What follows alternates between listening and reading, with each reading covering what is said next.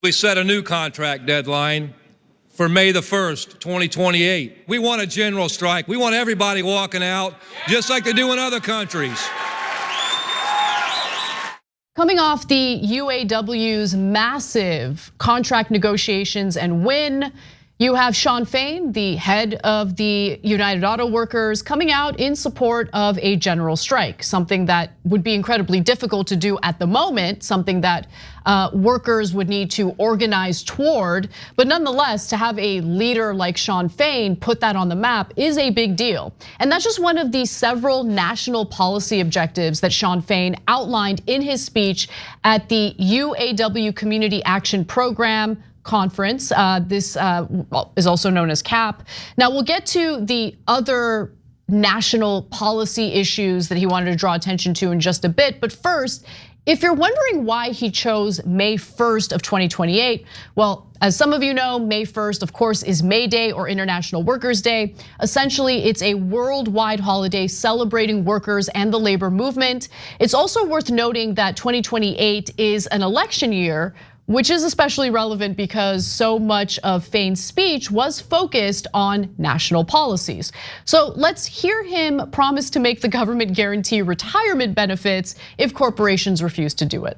One of the core issues in our fight at the Big Three was the elimination of tiers. And we made unbelievable strides in uniting our membership. But we weren't able to kill the biggest tier of all, between those who have a pension and post-retirement health care, and those who don't. So of course, we're gonna keep pushing for this in the next round of negotiations, but we're thinking even bigger, and we're not gonna wait until 2028. Either the Big Three guarantee retirement security for workers who give their lives to these companies, or an even bigger player does, the federal government. Now, a ton of baby boomers are set to retire. That's a big story in the news today. And the retirement crisis really does concern me because not enough people are able to make enough money to save for retirement. Pensions are increasingly rare. And those who are lucky enough to work at a company that offers a 401k, 401ks don't have the same returns that pensions would provide for retirement. So there are issues there as well. But anyway, I'm curious what you think about what Fain had to say there, Cenk, about taking this fight to these corporations, ensuring that workers who don't have pensions have access to them in the future. Yeah, so I voted for Shawn Fain for Turk of the Year because of things like this. So it's not just that the brother is tough, it's that he's strategic. So I hear a lot of people talking about a general strike, and I always think like, guys, when, how are you gonna get everyone mobilized? How are you gonna get everybody to find out? So it's a lot of loose talk that doesn't make any sense. I hear you, and I want it in the future, but we gotta plan towards it. It's not a thing you could just take lightly and just go, oh, let's just try it. That's not a thing you just try. It's a very hard thing to do, but potentially super powerful. So here's this guy, Shawn Fain, planning it for 2028. See, that's strategic. That's saying, this is our goal, and this is how we're gonna work towards it. And so now he's putting that out also as potential leverage. So either we're going to get the things that we need for the workers, or we're going to go in this direction and have not just a mid-sized impact, but a giant impact with a general strike. Oh, thank God. Finally, someone on the left who knows how to make a plan, right? Yeah. And then on the pensions, et cetera, it depends on the size of the company and the wealth of the company. But if they can afford it, and so far the auto companies, thank God, can certainly afford it. That's why the workers won such a big deal last time. Of course they should provide for their workers. Now, he discussed other topics as well, and while I'm 1000% on board with a union leader, a union president talking about economic matters that impact workers, I don't know so much about other political issues that are impacting the country and the world. Even though I agree with him on this, I don't know if it's a smart move. So let's hear what he has to say and then we'll discuss. What Dr. King taught us is that the fight for economic and social justice is not bound by space or time. We don't stop our fight for justice at the workplace. We don't stop our fight for justice because it's not the right time. when and where there's a war, whether it's Vietnam or in Gaza, we call for peace. So back in December 1st of last year, of course, he had called for a ceasefire. And obviously we agree with that. I mean, we cover the war on Gaza almost daily, and we've been calling for a ceasefire for a long time, since almost the beginning.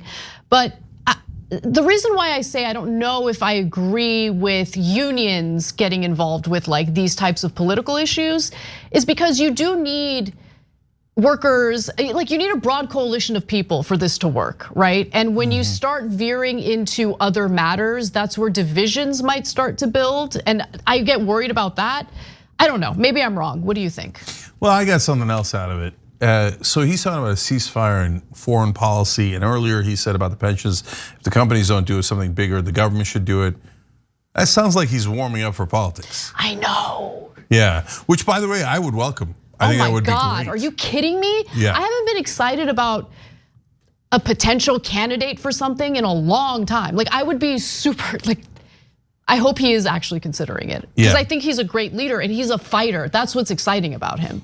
Yeah, 100%. And in terms of the foreign policy, ceasefire, etc. Remember the Egyptian revolution, which is obviously deeply political and a revolution, a literal revolution. They won it because of a general strike. So I don't know if you know that, but you should look that up. So the laborers went on a massive strike in Egypt. It forced tremendous pressure on the people who actually control really any company, which is the business community. And so then the business community said, hey, Mubarak, you were doing a good job of keeping these people at bay and letting us rule the place.